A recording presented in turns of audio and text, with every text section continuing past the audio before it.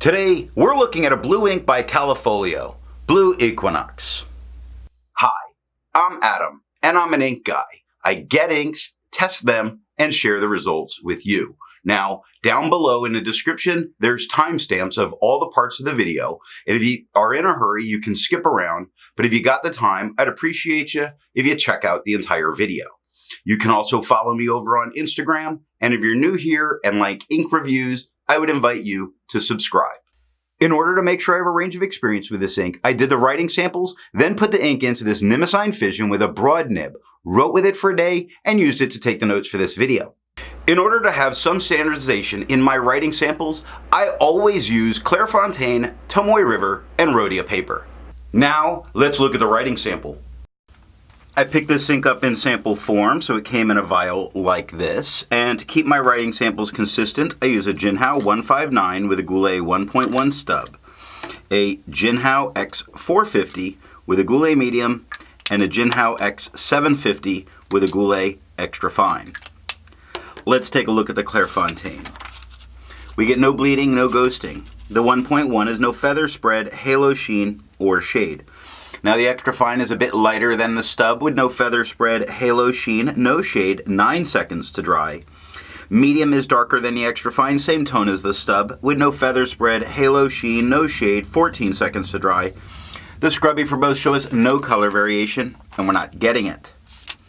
Tomoe River. No bleeding, normal Tomoe River ghosting. The 1.1 is no feather spread, halo sheen, or shade. The extra fine is noticeably lighter than the stub with no feather spread, halo sheen, or shade, 17 seconds to dry. Medium is darker than the extra fine, same tone as the stub, no feather spread, halo sheen, no shade, 25 seconds to dry. Scrubby for both show no color variation, and we didn't get any. And then there's Rhodia, with no bleeding, no ghosting. The 1.1 has no feather spread, halo sheen, or shade. The extra fine, again, is lighter than the stub with no feather spread, halo sheen, no shade, 11 seconds to dry. Medium is darker than the extra fine, same tone as the stub with no feather spread, halo sheen, and no shade, 16 seconds to dry. Now the scrubby for both aren't showing us any color variation, and we're not getting any. I agree with Vita that we can learn a lot by doing multiple chromatographies. The one on the left is done the way it's supposed to be done. I put a line of ink down and immediately put it into water for 10 to 15 seconds. And we see a very light blue that's pushing its way up, but at the top we see a very, very dark blue that is completely collecting up there. Now I do believe that to be a different dye just because of how abrupt that line is. The one on the right I let dry for 10 minutes before I dunk it into water. And we see that that light blue is really gathering on the bottom, really getting into this filter paper quite quickly, meaning I do think that there might be a little bit of hold on there. Other than that, the dark blue performs the same as it did in the original chromatography. Resistance tests are done to see how well this ink can be expected to perform on the page and how hard it may be to clean from your pen.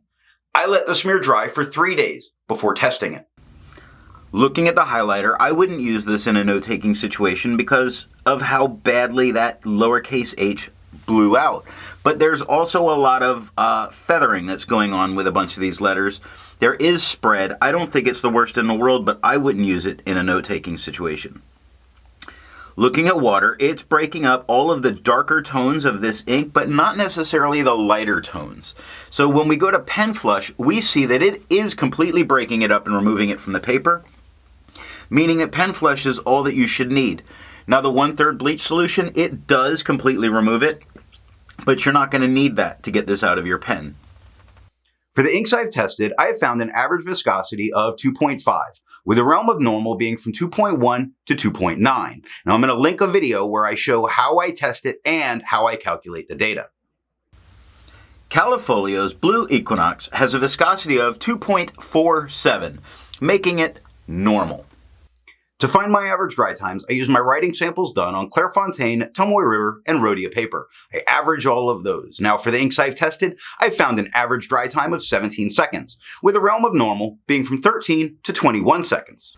Callifolio's Blue Equinoxe has an average dry time of 15 seconds, making it again normal. Instead of finding inks that look like Callifolio's Blue Equinoxe, I would prefer to find an ink that complements its color on the page. So I went with a nice magenta, Noodler's Burgundy Royale. The second writing sample is done on yellow Rhodia, Life, and Franklin Christoph paper. Here we're looking at the yellow Rhodia, not so much for its performance, but to see what kind of a tone change we might go on for using yellow paper. Some of us in professional environments may be using that, and it is good to know that this blue does get slightly green here, here, and a little bit here. So there is a slight lean towards green for being on the yellow paper, but it's not horrible, and it's not so green that it would be a definite green and a problem, but just to be aware for those professional environments. Now we have Life paper. We get no bleeding, no ghosting.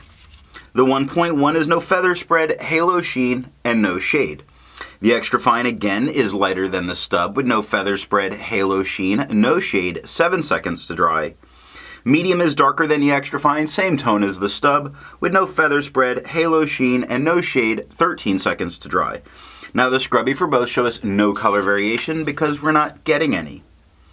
And last up is Franklin Christoph paper, where we get no bleeding, no ghosting. The 1.1 is no feather spread, halo sheen, or shade. The extra fine again is lighter than the stub with no feather spread, halo sheen, no shade, 4 seconds to dry. Medium is darker than the extra fine, same tone as the stub with no feather spread, halo sheen, or shade, and 7 seconds to dry. Scrubbies again show us no color variation, and still we're not getting any. And that is all that I have for the writing sample. So what do I think of Callifolio's Blue Equinoxe? With a dry fine pen, you get a decent tone that does have some nice shading that comes through. Now, it's the only way that you get shading. The blue is not a bad blue. It definitely stands out in the office as a blue that is not what's found in rollerballs. So it does say fountain pen. So what nib and pen would I say will give you the best writing experience? While a drier, finer pen will put down a pleasant tone that does have some nice shading, I found that wet fine and wet medium really put down a tone that I preferred more. So I leaned a little away from the option of shading here. I put out a new ink review every single day, so that if you're not already subscribed, I'm going to remind you, go ahead and subscribe. Thanks for watching.